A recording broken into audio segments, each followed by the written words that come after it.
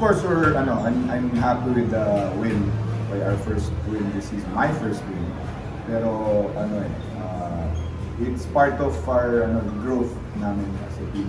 Marami pa kaming kailangan gawin, and we're learning.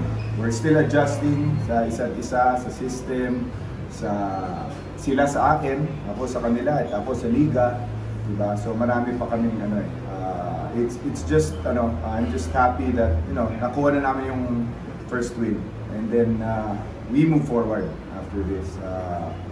Di kita nilaro ang next game namin Friday.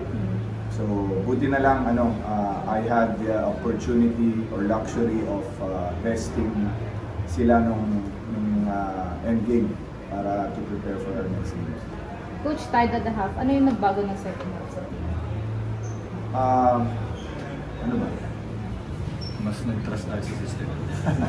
Wala, tinuloy lang namin ginagawa namin. Sinabi ko sa kanila, hindi enough yung ginawa namin ng first half. In fact, ang dami namin mistakes ng first half. Pero hindi enough yun. So, yun ang sinabi sa kanila, sustain namin yung defense. It's on the board sustain namin yung defense. And then sinabi ni JP, na trust our system. Coach, with the way you played in the second half, masasabi niyo po ba na kahit in a way nakikita niyo na yung gusto niyo maging identity as a team? Hindi pa rin. Maaga pa kasi. Isang game pa lang to. So hindi gauge din ang isang game. Ilan tayo? Two rounds yan. So 18 games, di ba?